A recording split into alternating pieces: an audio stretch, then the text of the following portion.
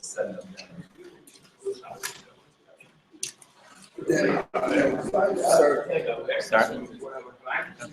I guess we should do opening introductions. Yeah. It's Yeah, go for it. Am I? Yeah. So you can either say thank you, my family, for sponsoring. Yeah, go for it. Right. By the way, we already started. So you can modify. You can Did you just start? Yeah.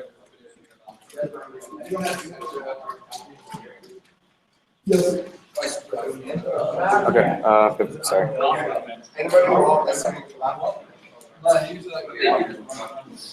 Y'all say? Yeah. Were there any McCormick left or no? Iron Malcolm? Josh and Art.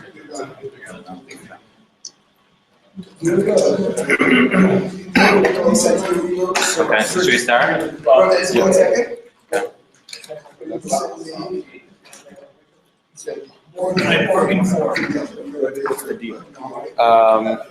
You signed up? It's not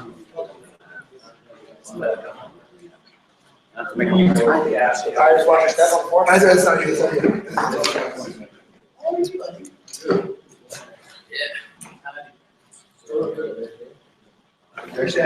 That's what you said. I guess just here.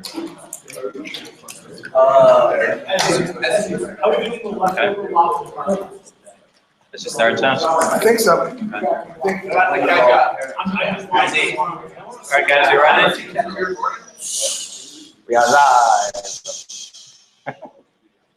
Okay, so first of all, thank you everybody for coming tonight. Also, for anybody watching on the internet, thank you for joining us tonight. Thank you to the Hakotel and the leadership program for arranging tonight's shir.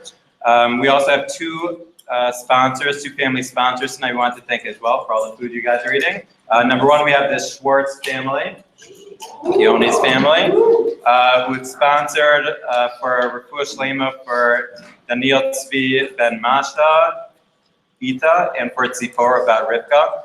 So both of them should have a Refuah Shlema. And the second family is the Eagle family, in honor of the new, Josh's new niece, which was born as grandchild to the sponsoring parents, or grandparents, and Andy Eagle, who was a Talmud here in the Yeshiva, really great guy. So this girl is very lucky to have Andy as a father. So mazal tov to the Eagles. Okay, so hopefully we'll have some fun tonight. I think it should be an interesting and very relevant topic. A lot of time we spend studying things that are a little bit more esoteric or theoretical, and I think this is a topic that really should be very relevant to everybody in the room here. Something that maybe nobody has ever really put thought into, but again, a topic worth considering for us tonight, and the title being Sports, a Torah Perspective. And as everybody knows, so there's a significant football game tonight. Millions of people around the world will be watching. Obviously, I'm referring to Chelsea versus Manchester United, which is tied at 0 at the half. That's for our British listeners out there. There's also Super Bowl tonight. That's something you may have heard. So again, it gives us a good opportunity. Certainly in the United States, this is the major sports day of the year, where really basically everything in America stops for a few hours tonight, and basically the entire country turns into the Super Bowl. So for us, it gives us a good opportunity again to really think about, again, what is our relationships to sports as Jews? What kind of role does it play in our lives? What kind of role should it play in our lives? And give us the opportunity again to take a step back and really consider it a little bit. It goes without saying, obviously, practically speaking, it's everywhere. For us nowadays, both, again, in the world we live in America, but even in the Jewish world, meaning all the high schools you grew up in had sports leagues, probably many of the youth groups that you grew up in, took you to different sports games and activities for you guys to do. Here in Yeshiva, we have an intramural league once a week. My team is doing pretty well, not first, but we're not bad. And so obviously, again, it's very much, a part of our lives and a part of what we do. And the truth is, again, there's many cute stories I can share, different rabbinic stories connected to sports. I did want to share one very cute story. So this is a few years ago, I was speaking to Rav Binyamin Tabori, who was a rabbinic coach for many, many years, decades even. And he was every summer, for many, many summers, he was the Rav Machaneh, he was the camp rabbi, Camp Moshe Ayo. So he would come for a month, and maybe the rabbis and the Beit Midrash, so on and so forth. So one year, the Beit Midrash program in IO, they decided to have like a trip every month where they go out for a one-day trip every month. And so they decided that they were going to go to Cooperstown for the DMP trip. So Rav Tabori joined them to go out on this trip. And this is all a story that's telling me a few years later. And so he told me that after the summer, so he went back to Yeshiva, went back to Gush after the summer, and Rav Lichtenstein said, very nice, how was your summer? So, they're smoothing, and so Rav Tabori tells me, I got to go to Cooperstown this summer. So Rav Tabori says to me, he says, I could tell by the look in his eyes that he was a little bit jealous. So obviously he said it's a little bit tongue-in-cheek what he said. I can't imagine it was actually that significant to him. Again, even the fact that conversation took place, just I can always bring a smile to my face. And again, so you have many Rabbanim also as well who had fond feelings towards the sports of their youth, or whatever it is. Okay. So before we get to sports, there's really a question that we have to ask beforehand, before we even get to sports, is leisure time. Meaning, is there such a concept as leisure time within Judaism? Right? We know there's many values that we have and many important things that we have in Shmirat HaMitzvot.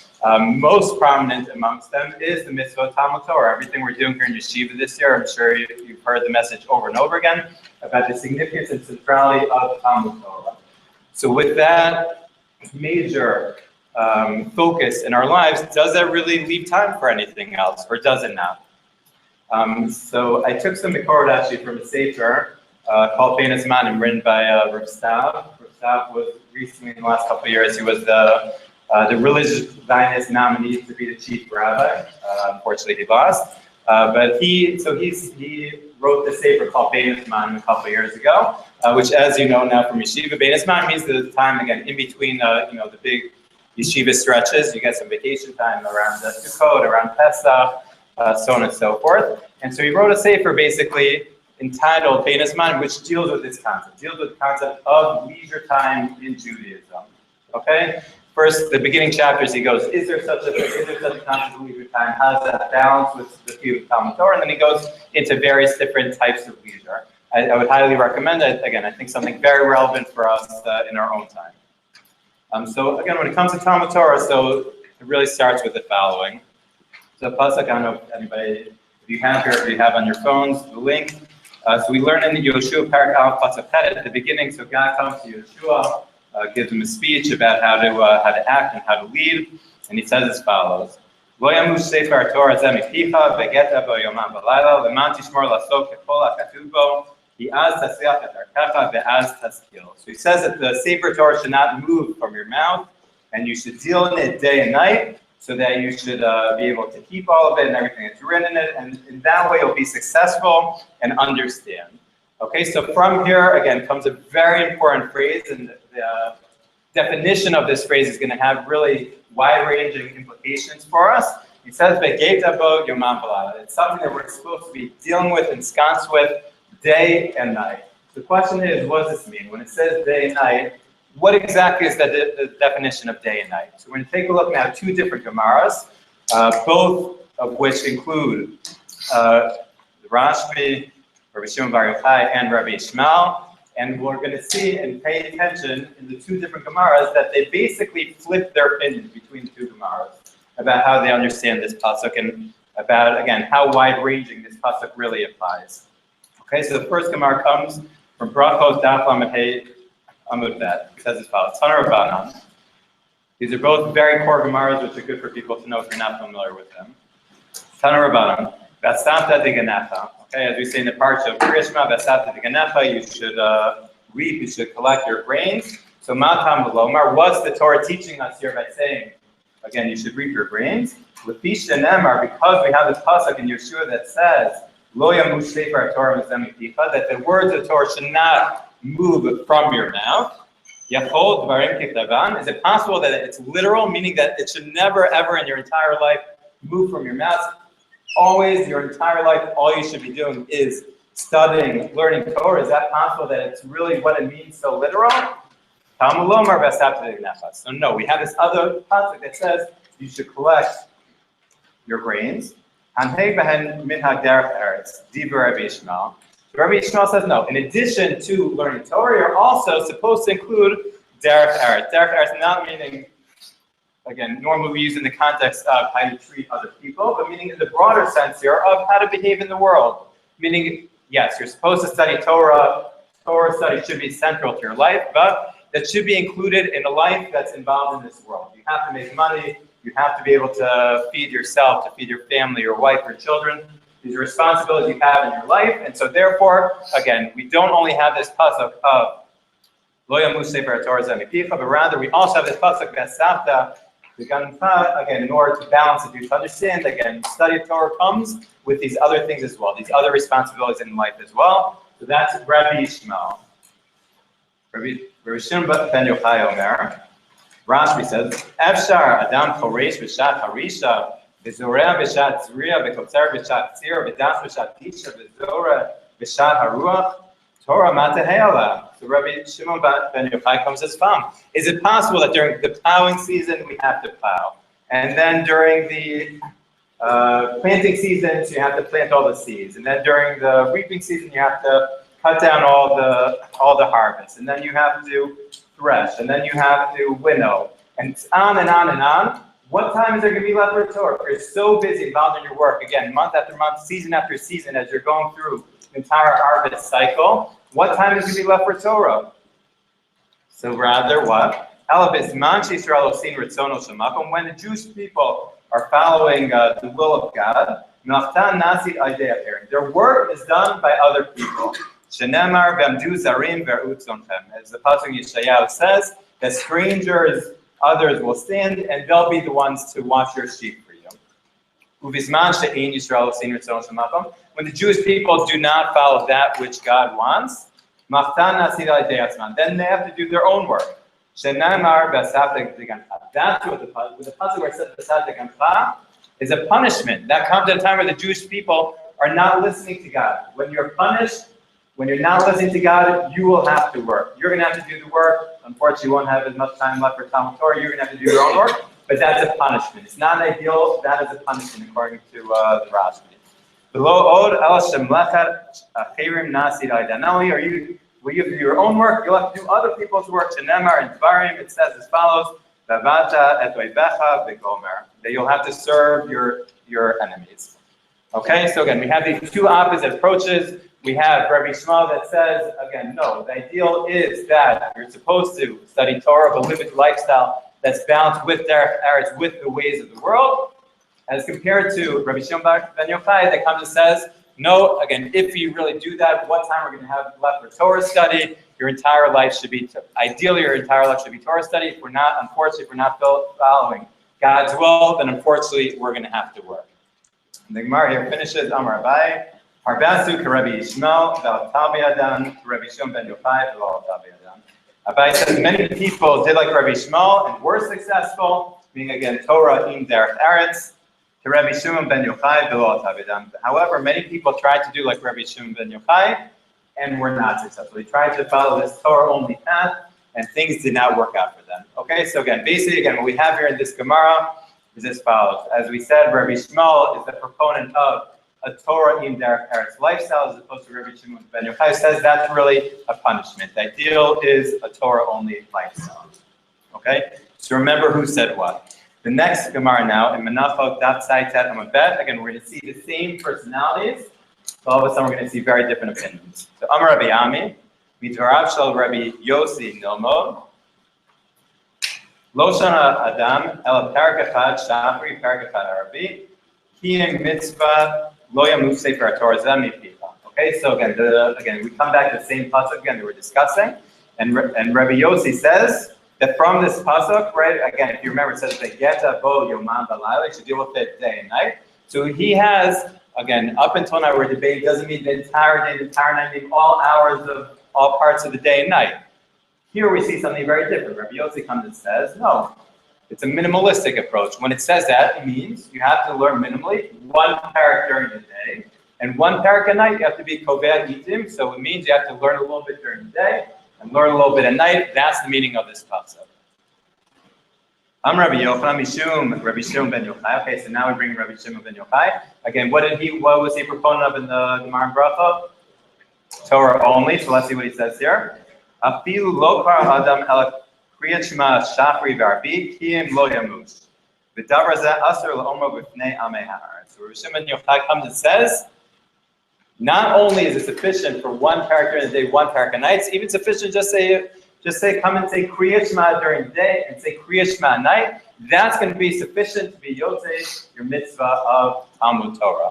He says it's not something which we should go out and publicize to everybody because people that are less educated are now going to come and use this as a crutch and excuse. Okay, I said Kriya Shema. I went to Davening, I said Kriya Shema. I'm good to go for the rest of the day. Forget about morning seder, afternoon seder, night seder without chakras already. Although. 3-hour video here. So again, you could, so we don't want to go and publicize that because people can use that excuse, but practically speaking, again, that's all you have to do. You're really yotzer of Talmud Torah just from once during the day, say Kriya Shema during the day, say Kriya Shema at night, you're good to go. The exact opposite of what we saw from the Rashi in the first Gemara. Okay, so let's keep going now. Rava Amar, mitzvah la'omro b'fnei Ameretz. Rava comes up here, just disagreeing with the last point. He said, no, it's a mitzvah to go and tell the Ameretz. The Ameretz are going to have very limited Talmud Torah in their life anyways. At least they should know that through this, they could be making this mitzvah. Maybe they think that you have to study so much, I'm not even going to try. It's a mitzvah to go and tell them, no, all you have to do is say Kriya Shema in the morning, Kriya Shema at night. You're good to go, at least therefore they'll come and do that. Okay. Next, Sha'a ben Dama ben Hakotel, so Rabbi Shmuel. So Rabbi Shmuel's nephew comes and asks Rabbi Shmuel,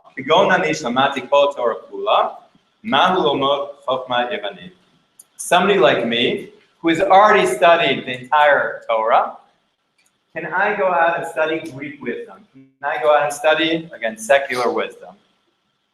So Karl HaMikra, Rabbi Shmuel responded, again, Rabbi Shmuel, who was the proponent we saw before, Torah im derech eretz, responds as follows. Lo yamush sefer Torah zeh mipicha v'geta lo yomam b'layla. Again, always coming back to the same pasuk.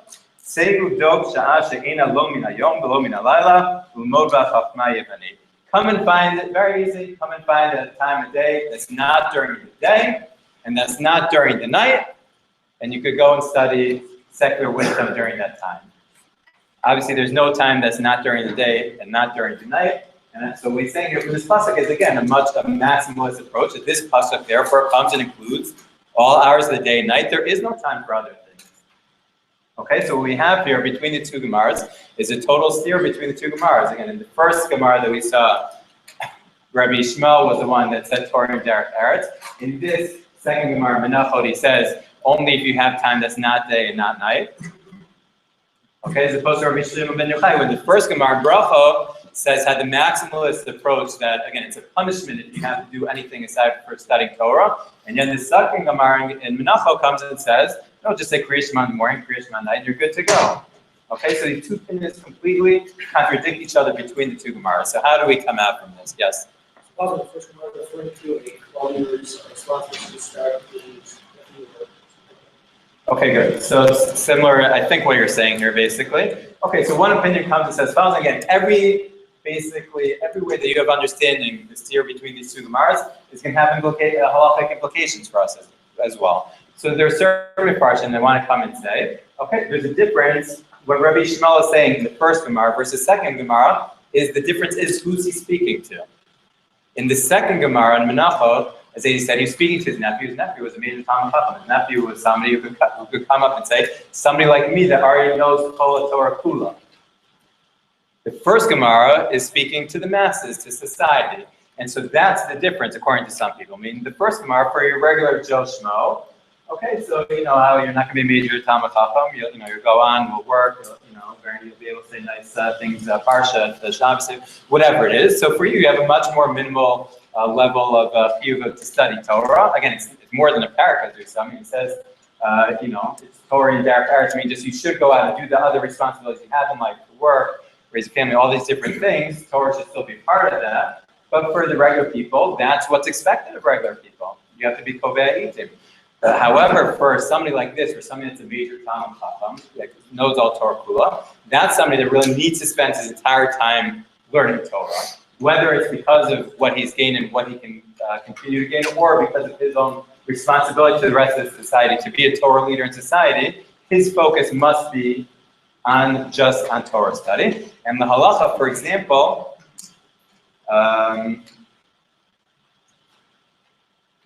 so the Aruch HaShulchan, for example, comes and paskins this way.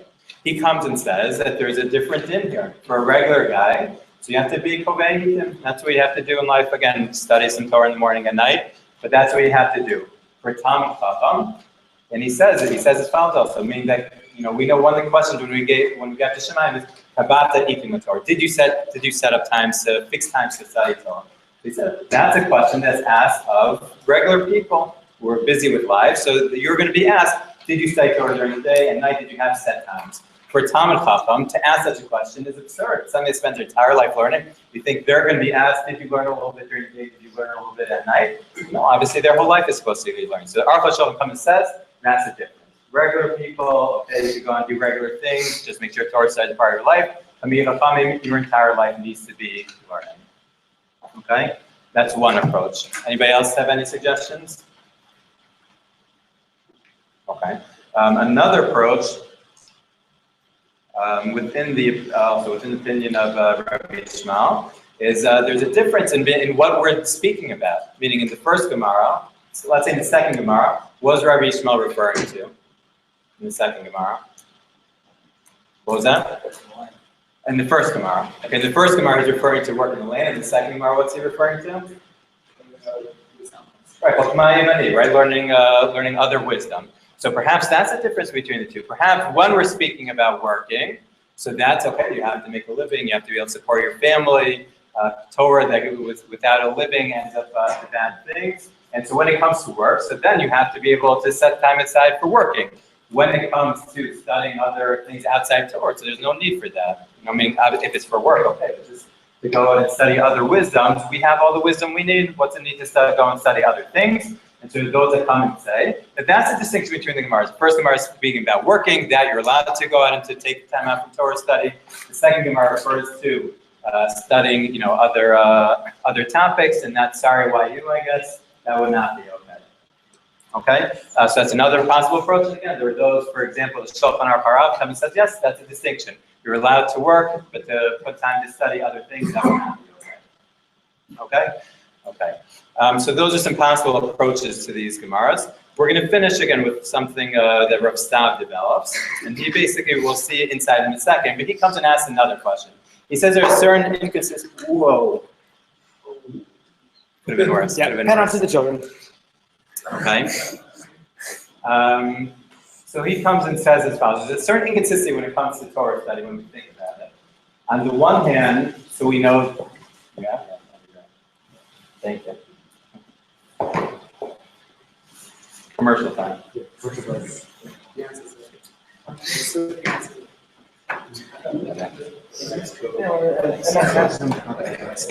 Okay.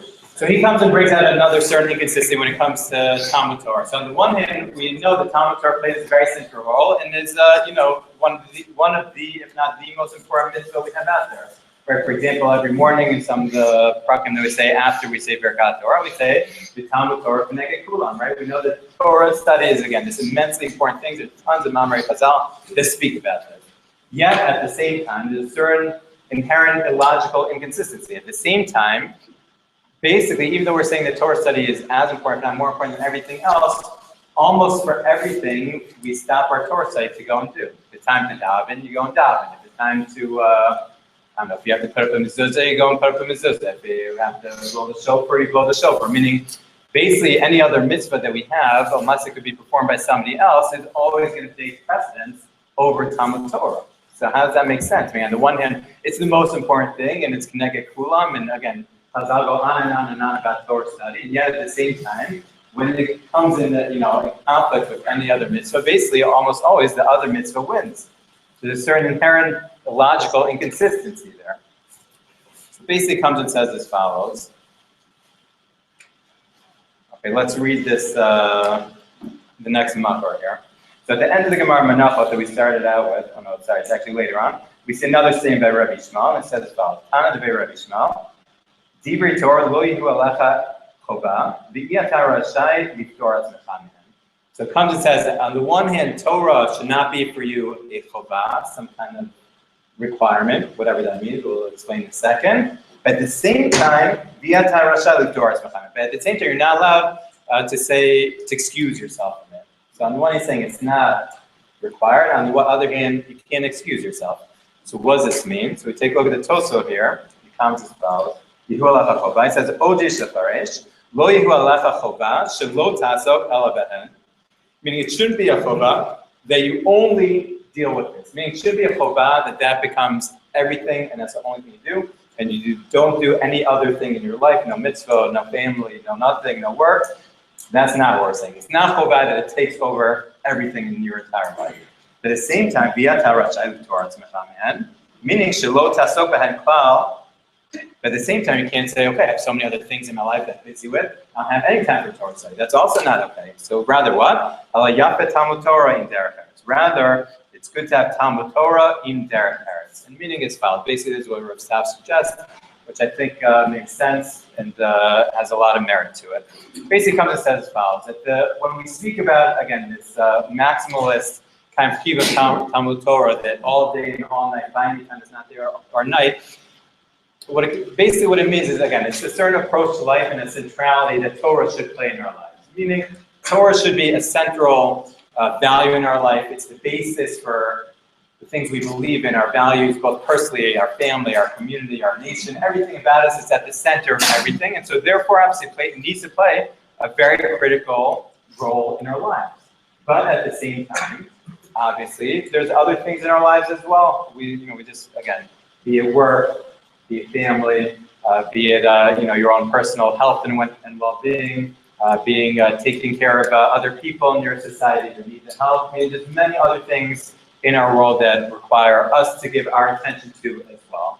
And so therefore, again, what we have here and what comes out here is a sort of combination. On the one hand, we do have an outlook that Torah has to play a very critical role in our lives. It's something we should be hungry for all day and night and looking for times that we can ensconce ourselves in it and setting fixed times as part of our daily routine, day and night, where we're involved in it. And that should be kind of an overall approach and a value system that we have in our lives.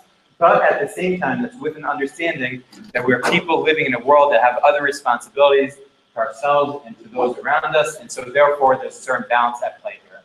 So basically what comes out again is a combination of these two Gemaras, both the maximalist and the minimalist. It's a combination of two. One is an outlook on life about how we should be approaching our lives. And one is an understanding that there are other things.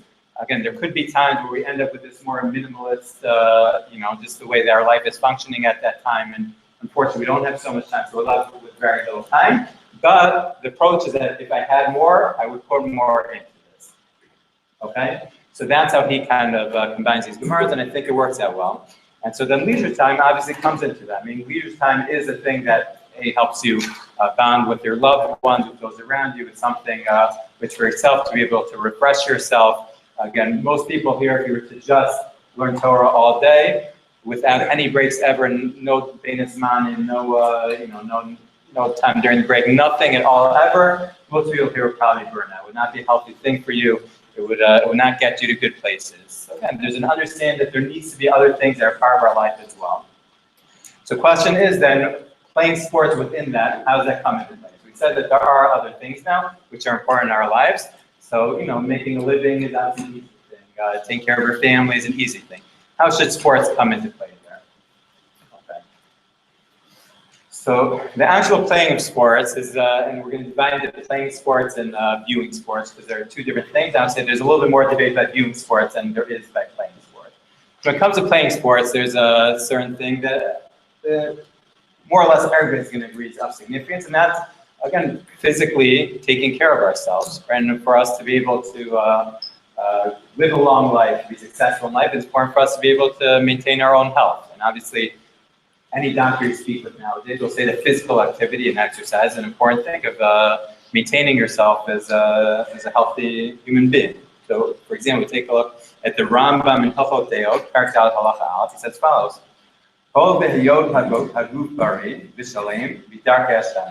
to keep your body healthy and full is midarkei Hashem. God wants you to keep yourself healthy. Sharai, why? Shekiv shar shabim, oida, davar midia haboreh, v'hu. It's impossible to understand something from God, be it God's world, be it the Torah He's given us, while you're sick. If you're sick and in bed and your head's full in the clouds, you can't understand anything. Lefichach tzarich להרחיק אדם עצמו מדברים המאבדים את הגוף ולהנהיג עצמו בדברים המעבירים והמחלימים. So therefore, you have to keep yourself far away from things which can be harmful to you, smoking and various other things that people could be involved in, and you should make sure to involve yourself in things which will keep you healthy. A good diet, he goes on to speak a lot actually about the food that you eat, and certainly again, nowadays any doctor will tell you that a certain amount of physical activity per week is critical to keeping yourself healthy.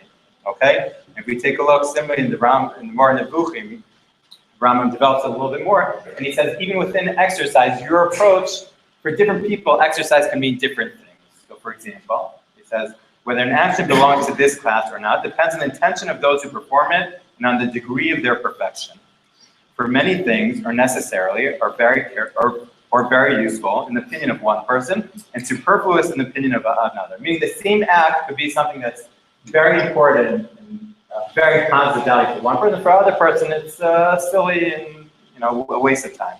E.g., for example, bodily exercise in its different kinds is necessary for the proper preservation of health in the opinion of him who understands the science of medicine. Obviously, the Rambam, a doctor, he says anybody that understands medicine understands that physical activity is important.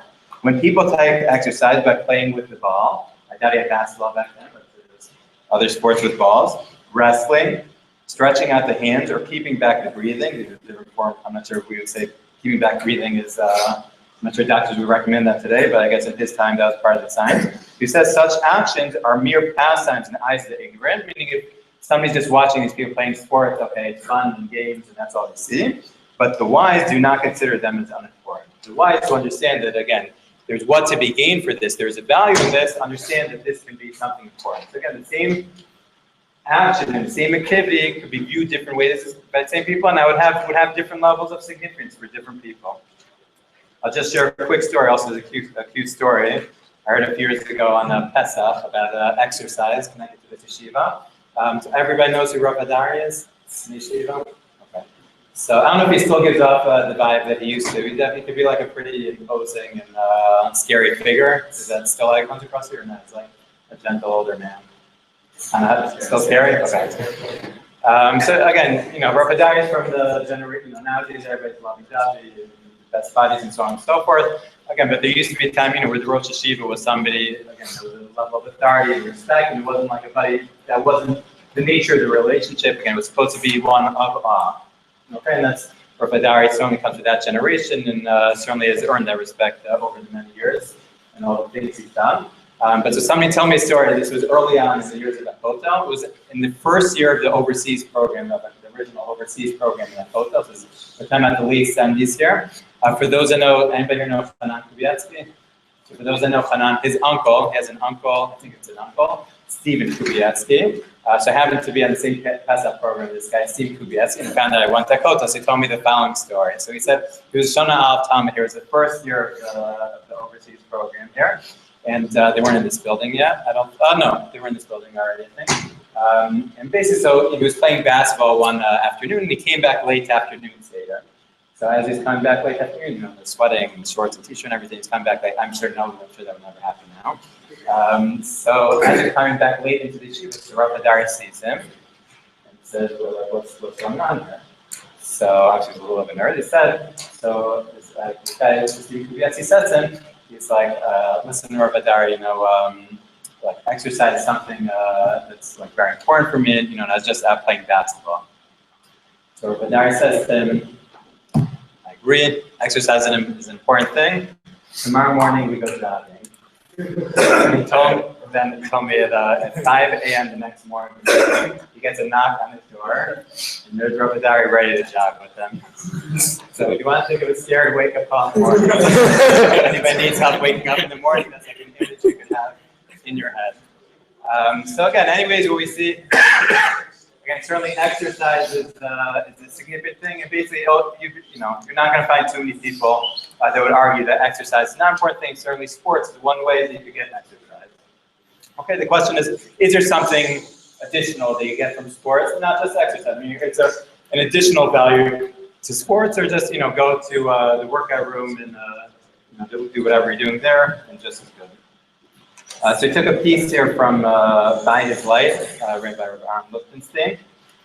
He refers to sports here. He says as follows: the significance of effort is very considerable in our hashkafa. He's going to speak now about what other values come from sports outside of just physical activity and maintaining your health. Okay, so he said number one, effort is something that's very important in our hashkafa. Obviously, the effort you put in your being drash, the effort that you put into refining your midot, into improving your tefillah. I mean, all these things, which certainly you're familiar with now during your time in yeshiva, are not things that just happen. Sometimes people think when they're 12th grade, you just come to yeshiva and everything happens.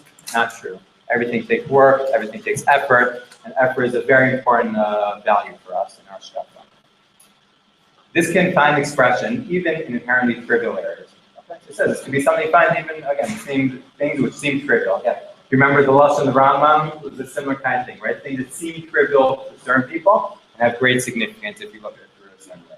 So, for example, the world of sports is, in a certain sense, trivial. Mature adults are running around trying to put a ball through a hole. Nevertheless, moral qualities can and do come into play. Cooperation, team play, an attempt to get the maximum out of yourself, etc. The inherent effort of the person himself, or the loneliness of the long-distance runner in his isolation, are very significant moral elements. While one need not accept the British belief that the Battle of Waterloo was won on the playing fields of Eden, I looked it up last night in Wikipedia for anybody who wants explanation, you can come to me later. There's no question that within the essentially trivial world of sports, real moral greatness and real moral degradation can be seen. If you see someone on the basketball court who wants only to shoot and score, and defense means nothing to him, this is not simply disturbing to another basketball player, it is morally repugnant. Okay, so for those of you that don't get back on defense, a little bit of mustard for you.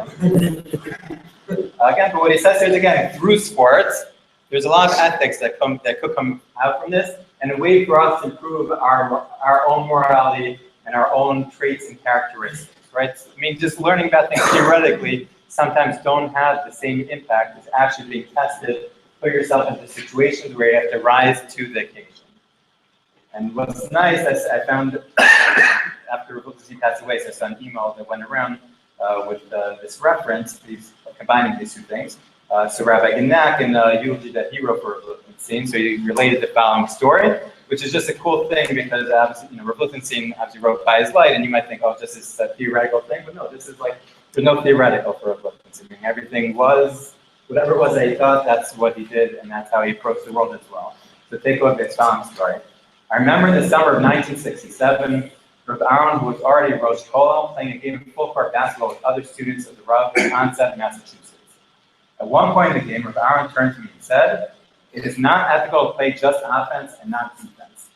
Although his comment was tongue-in-cheek, it reflected his forethought and seriousness with which he undertook his every action.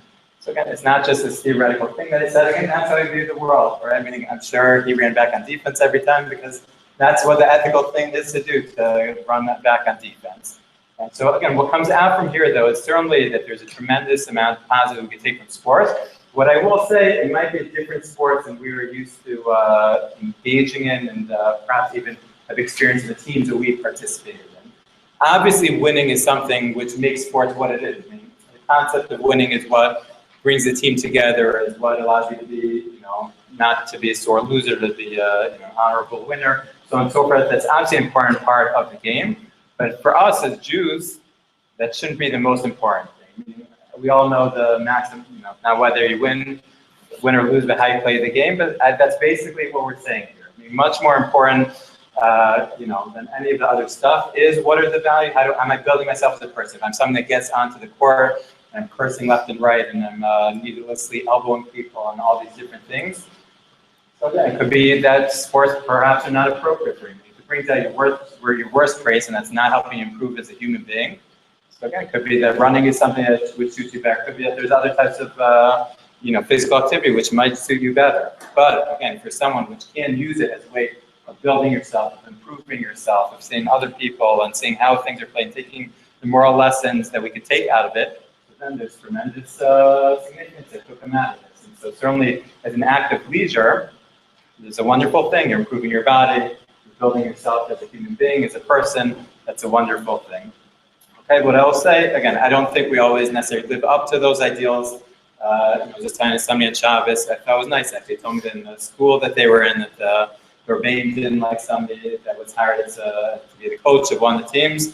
I think it's a wonderful thing, because again, if we want to take ourselves seriously as a yeshiva, high school, whatever it is, so that's something.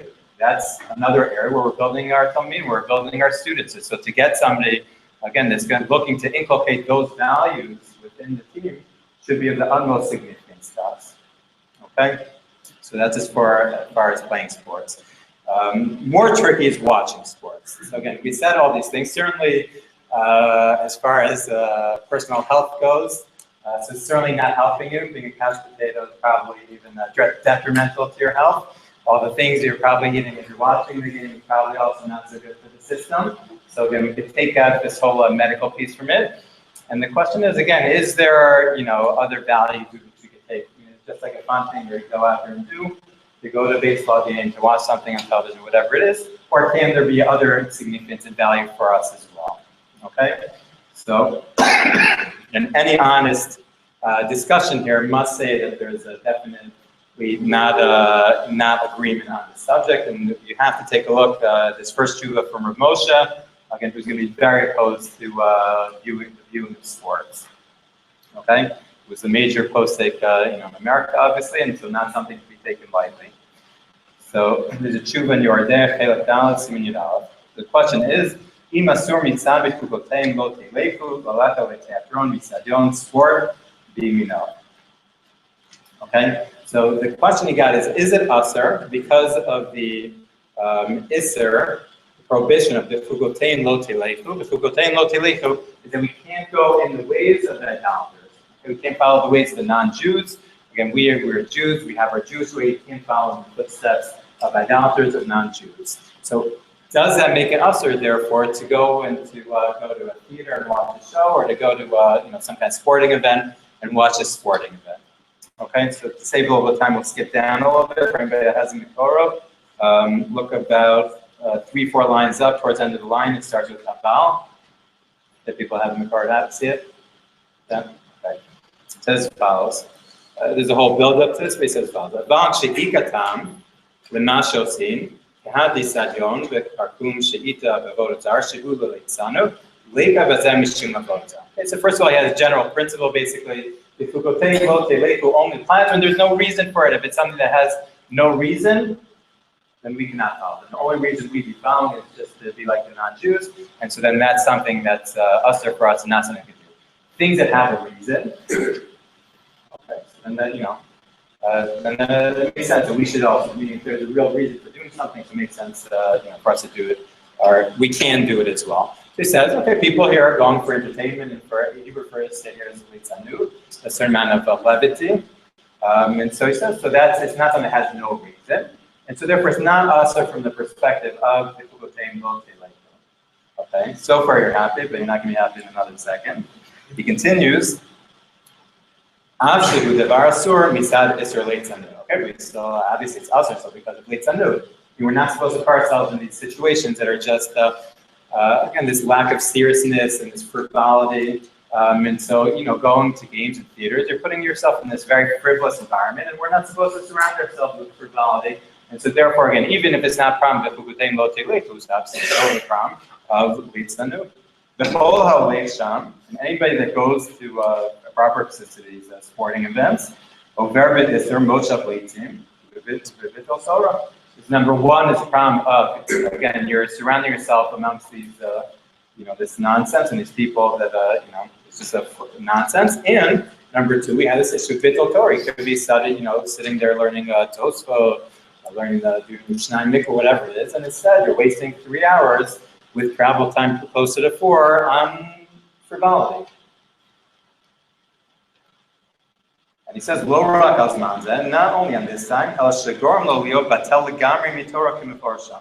Okay, he says not only this, but again, by involving yourself in leitzanud, eventually you're going to lead yourself to be totally deprived of Torah. And the truth is, I mean, there's an argument there. I mean, anybody goes to sporting events here, again, it's not only sporting events you go to, it's all the games you watch on television, it's all the highlights you watch on ESPN, it's all the articles you read of the analysis, it's the fantasy leagues you're involved in, it's, I mean, on and on and on and on. Just think about how much in this, again, perhaps this year it's a little bit better. I guess it's not even as good as it used to be in Yeshiva. As I was telling you earlier, you know, when I went to Yeshiva, so meaning, you know, Super Bowl wasn't even as much of a pull on us because honestly we were pretty separated. Like there wasn't already internet, but the internet back then when in my yeshiva meant that basically you got a yeshiva email address for the year. The computers in the computer room of the yeshiva just had you know, access to the yeshiva email system. You signed on, you could get into your email, and that was the only access that you had to internet at the time. So again, if you were lucky, your dad sent you the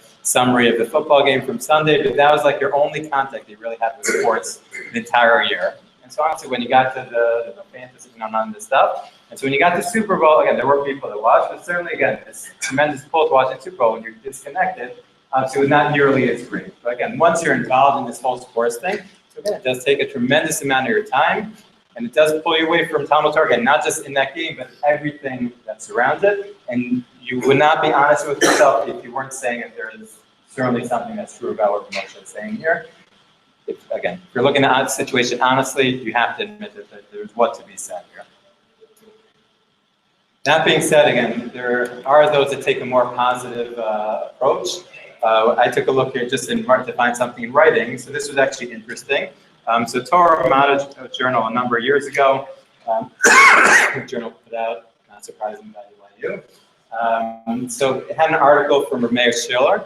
Basically, the article there was a response. So at the time, Rabbi Lamb put out the Sefer titled Torah Mada. Perhaps some of you have come across it. And so I don't know, there's different critiques of the Sefer they wrote, Torah Mada. So Rabbi Schiller wrote a response to one of those critiques. For anybody that's familiar with Rabbi Schiller, any MTA guys here? Okay, so you know Rabbi Schiller. Mm-hmm. So Rabbi Schiller is interesting for a number of reasons. Most prominently, and this probably makes everything else about him interesting, he's a square chassid. With the full garb, everything, he's a square chassid. So number one, what's interesting about it, yeah, okay. So number one, the fact he's a proponent of Torah Mada is an interesting thing. Number two, if there were to ever be a Hall of Fame of the Yeshiva Hockey League opened up, he would be, no question, he would be in the inaugural class of the Yeshiva Hockey League. He coached the MTA hockey team for many league. In the 90s, the MTA team won 6 years in a row until Frisch stopped it. I was not on the team in our senior year, put an end to the MTA dynasty.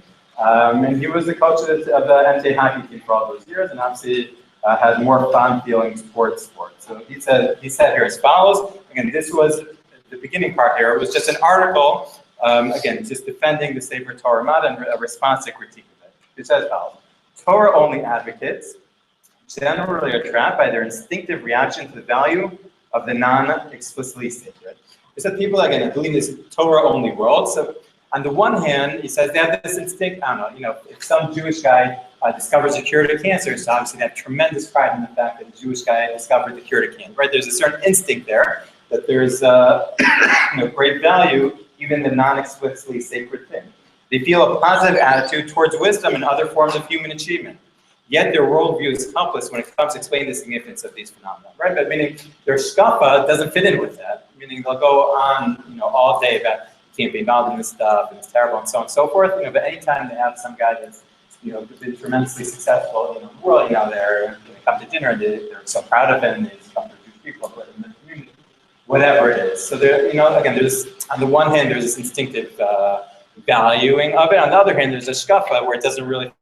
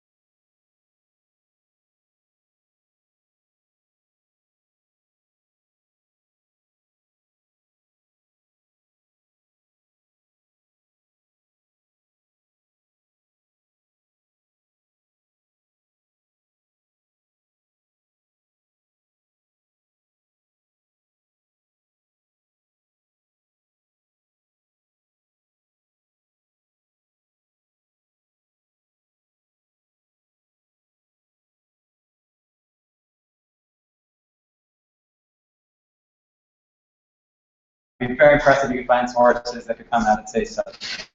Sports is something which, again, should allow us to enjoy the world, the world that God gave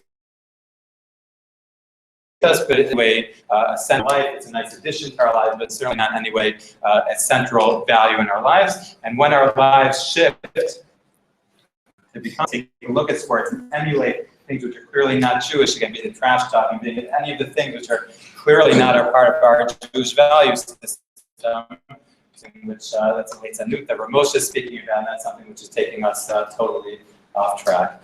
So I just wanted to finish, since we were speaking about values we could take from sports. I wanted to share one sports mashal story for us to leave with. So this was a story about Michael Jordan. I heard this from one of the Marcus brothers from Risha a number of years ago.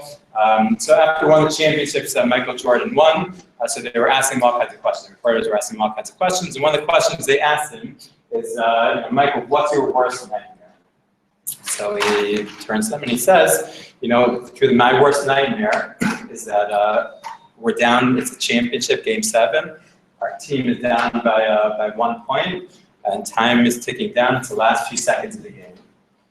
So reporters in the shock. What do you mean? You've been in that situation a million times. Every single time, you have hit that big shot. You never lose the big game. You never lose the championship. Well, how could that possibly be your worst nightmare? So Jordan turns to them. He says, because this time the ball is not in my hands. So fortunately for us, in our own Avodat Hashem, in our own development, the ball is always in our own hands. We get to make our life decisions. We're not, there's nothing that we can't change about ourselves. There's nothing that, something that's forced upon ourselves by culture surrounding us. We are the ones that get to be the masters of our own destiny, and we're the ones that always do get to have the ball in our own hands. And so again, I think hopefully what we took out from here a little bit today is just a sense of, again, certain positive things that sports can add to our lives, both the playing and potentially even the viewing of sports. At the same time, that to view it through a certain lens, to view in an appropriate value system, and to make it again a positive source in our lives as opposed to something which Katz could detract from us. Okay.